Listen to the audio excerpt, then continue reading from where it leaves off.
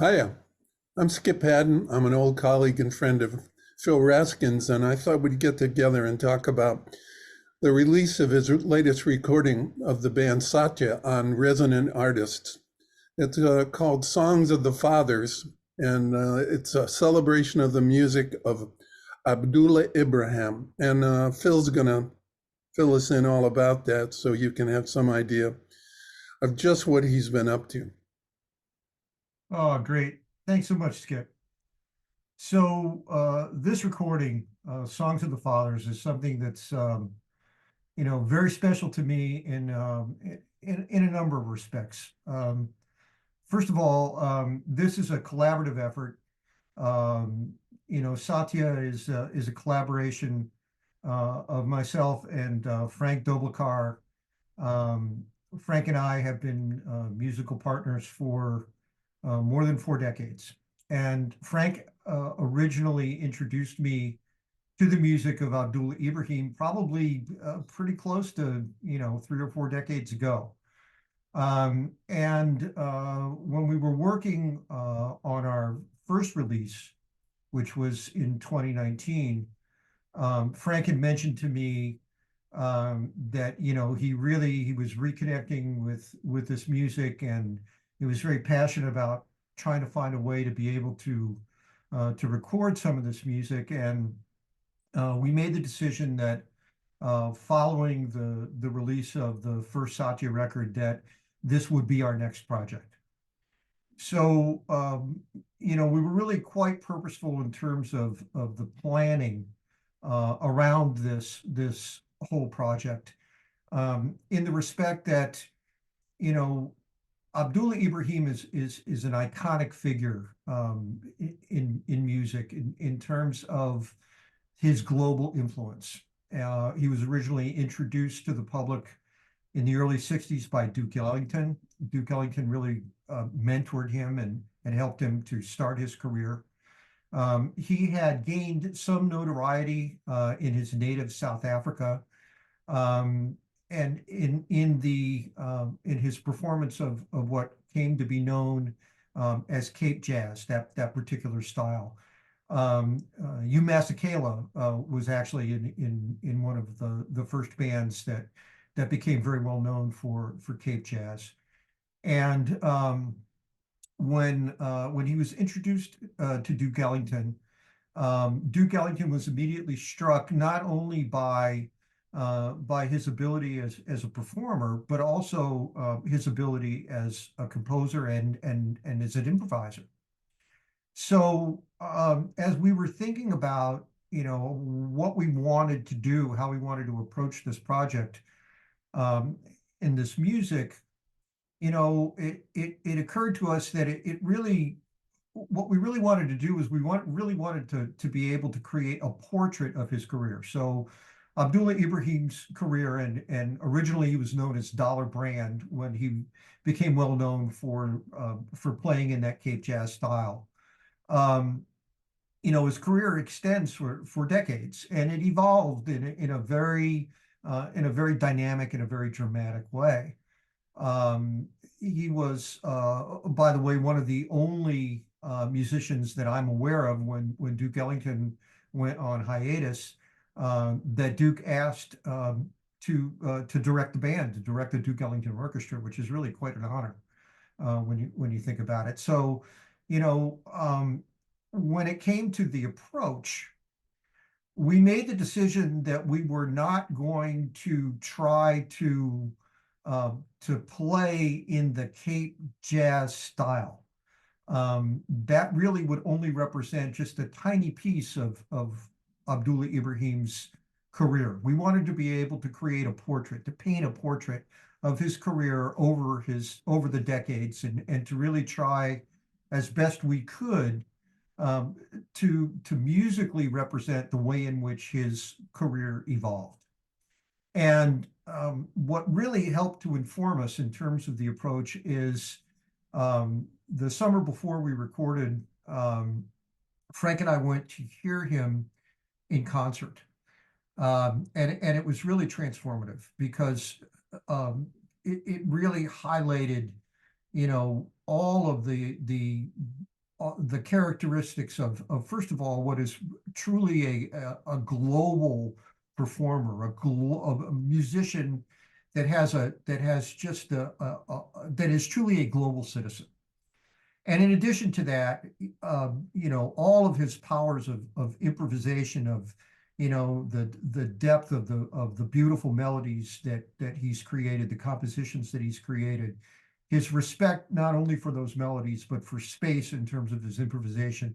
All of these pieces were just so prominently, apparent and impressive. And when we came away from that concert, we made the decision that what we would do we would take an approach that would be more orchestral in nature, and that led to a question, which is how are we going to produce this record with an orchestra? Because that's really daunting. And then as we started to think about it even more, it occurred to me that, Abdullah Ibrahim's music was always reflective of the respective time periods that it was created in. So, for example, Manenberg, which is one of his most iconic compositions, that was written and released in the early 70s, and it was a tribute to the town. It's actually a restricted area near Cape Town in South Africa during apartheid, and there was the community there was quite prominent in terms of as a political force, in terms of working to eliminate apartheid in South Africa, to advance the causes of civil rights. So that tune was really reflective of that time in a very important way. So I started to think about, how can I make this record reflective of our time, our current, sort of state of condition, our daily life, and at the same time be representative of this portrait of Abdullah Ibrahim. So in addition to Frank introducing me to the music, Frank also introduced me to someone who ended up being quite influential in my life, and also was quite influential in terms of the founding of Resonant Artists, and that's Malcolm Cecil. And Malcolm Cecil is best known as the producer, Stevie Wonder's producer. He produced Talking Book and Intervisions, and importantly, his contribution to those records, though not the sole contribution, but an important contribution to those records, was Malcolm was one of the inventors of polyphonic multitimbral synthesis. So the sound of those records, those rich, deep, vibrant colors that came from the way in which Stevie performed on the synthesizer in the studio, this was as a result of the way in which Malcolm was able to take what initially were monophonic instruments and bring them all together to create an orchestra. So as I thought about it, it occurred to me that it would make a lot of sense, because this really is a sound which has now permeated all of our popular music. And electronics is something that all of us now, electronics are completely interwoven in terms of our daily lives. So if I could figure out a way to be able to bring this music together and bring this element, this electronic element in, and have it be orchestral, then that would be representative in a way that made a lot of sense to me. So I had been introduced to Neil Alexander, who is the keyboard player, the synthesist, the brilliant orchestrator that's on this record by Ransel Harris. And I went to hear Neil, several times, and I was just absolutely blown away by his ability. He's a brilliant pianist, an incredible musician, and literally because of that, and he has been dedicated, by the way, to, to the whole concept of orchestral synthesis for decades. And he's collected all of these incredible instruments, analog synthesizers, and has an approach to being able to integrate these and play these in such a musical way that it seemed to me that he would be the perfect complement for Frank and I as we went in to do this record. And very fortunately, when I approached him and talked to him about the project, he agreed. I was thrilled. So the next piece was we needed to find, a way to be able to perform this music, because the other aspect of Abdullah Ibrahim's music, which is so vital and so important, is that aspect is the improvisational aspect, the ability to be able to capture the moment and to have the moment be integral to the composition and to the performance. So I didn't want this record to appear to be canned. I wanted to be able to create this music live and in the moment, which was an additional challenge for all of us, but particularly for Neil. And we needed to be able to find an environment to achieve this. Very fortunately, there was a colleague of Malcolm's that had a studio in Rhinebeck, New York, Clubhouse, Paul Antonell, an incredible engineer. And he too is an aficionado of analog synthesis, and he had all of the facility for us to be able to perform live in the studio and to be able to integrate all of these instruments, all of these synthesizers together into the kind of orchestra that I was envisioning to be able to realize this music. So all of these pieces came together in a just a marvelous way on the 7th of April in 2022. Originally, we had 28 tunes that we had started to consider. We pared it down to 11, and we went into the studio. We talked through the arrangements. So essentially, the way that we prepared for the session was to discuss what kinds of outcomes we were looking for in terms of these performances. And when we then went into the studio and we began to perform, we were able to take advantage of the moment, of the spontaneity, because we had never performed these pieces together previously. So each track that you hear was a performance of each one of these compositions by this ensemble for the first time, with the exception actually of one, which was a second take. But other than that, every other take was a first take. The very first tune on the album is Mannenberg. And as I said earlier, this is probably one of the tunes that Abdullah Ibrahim is best known for.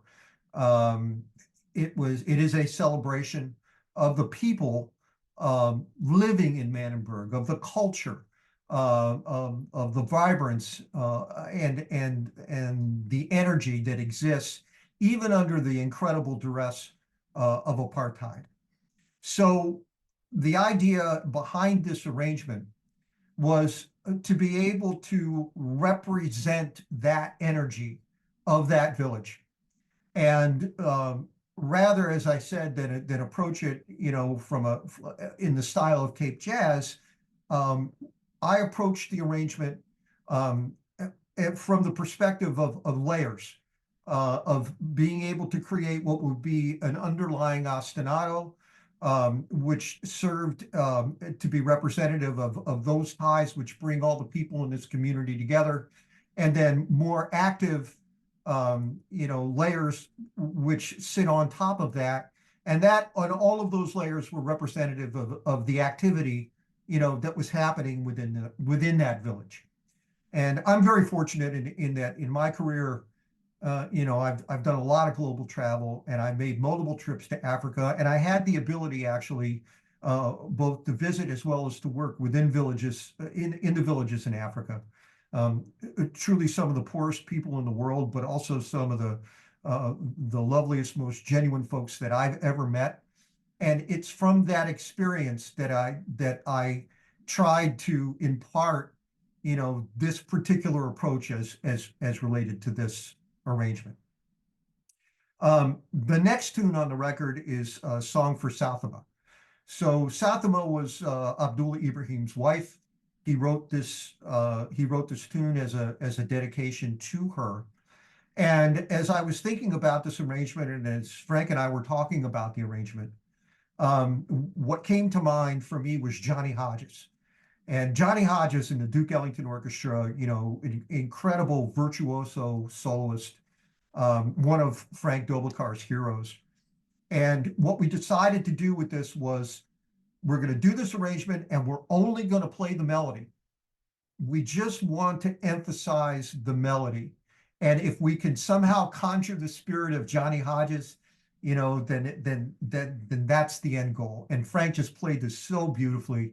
And I think that we were really able to embody that particular idea. The next tune is called The Wild Rose. And originally, and this is actually a part of another tune that was recorded on a record called African Sketchbook and by Abdullah Ibrahim, and it was called Aloha and the Wild Rose. And as we were thinking about this tune and thinking about this arrangement, Frank said something which I thought was really great. He said, this tune should play itself.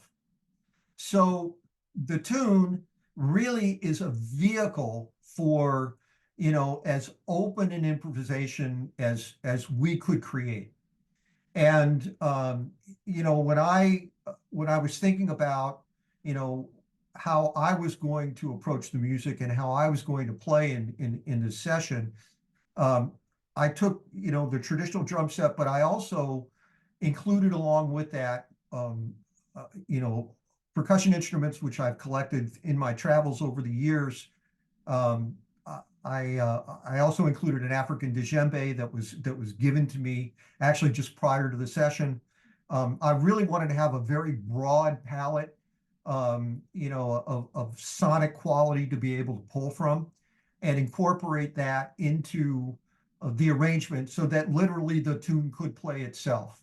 And I think that we were able to achieve that really beautifully. Neil Alexander in his improvisational orchestration was just brilliant on this tune, and I couldn't be happier. As far as the way this tune ultimately came out, it was just a joy to perform. The next tune is Hambakali. And the original title of this piece was Salam Peace Hambakali. It's taken, Hambakali is taken from the Zulu language. Salam is Arabic, and it means, the Salam piece means peace. So literally translated, it means go in peace. So this is the one tune which was actually a second take. But the idea behind this arrangement, and initially when you listen to it, you might think this is a drum set feature or a drum feature, because the drums are very active on the piece. But the idea for me, and this really grew out of sort of the timing around this recording as well. There's so much conflict in the world. There's just all of these conflicting events which are causing so much pain and suffering for so many people. It's sort of the flip side of a peaceful existence. So in my mind, the way that I viewed this was that in order to be able to achieve peace, to be able to go in peace, to travel in peace, to be peaceful, which is a goal for all of us, we have to be able to reconcile and to resolve the conflict. So I wanted the drums as well as the composition to act as sort of counterpoint to one another in order to be able to impart that particular idea. And I feel that we were able to achieve that really pretty well. The next piece after that is Tone Poem 2. And this is the only composition on the album which is not a composition of Abdullah Ibrahim's. It was composed by Frank Doblikar. It was inspired by compositions of Abdullah, which is why we included it. It is the idea behind this composition is again to emphasize melody. It's actually a sort of a melodic cycle, and that cycle is representative of the way in which melody can shift under what is a relatively static harmonic background. And again, Frank he just performed so beautifully on this particular tune, and I think that overall we really captured a particular feeling, which is consistent with all of the other tunes on the record. So very much in keeping with a portrait of Abdullah with our own particular tribute. Thanks to Frank's great composition. And then the last piece is Blue Bolero. And Blue Bolero has become another one of those compositions which really is iconic, is so representative of Abdullah Ibrahim's approach, both to composition as well as to improvisation. I think when Frank and I heard him in concert, his performance of this particular piece, and he played it solo piano, was one of the most moving things that I've ever experienced. His respect for space and breath in the music is just it's beyond words. And even though it may be somewhat unusual to end an album with a ballad, I felt that this particular performance really was just the perfect sort of way to exit the stage. We had been recording for 12 hours straight. This was the last piece that was recorded. And it really felt like we had closure on this session, and that we exited the stage with the kind of intent that I think is really important and is truly representative of the beauty and the majesty of this music. So that really is what this record is all about. It was very purposeful in terms of its planning in every respect, because we felt that we needed to be particularly respectful of this great artist, Abdullah Ibrahim. And we hope that you will enjoy this music. For those that are familiar with the music of Abdullah Ibrahim, we hope that you feel that we did it in treatment and justice. And we hope that there are those that will be able to reach out to and that will become familiar with this music, and that will be able to share in its joy as well. Well, great. Thanks, Phil. It's great to be taken on the journey into and through the music. Good luck with it. Thanks, Skip. Really appreciate it.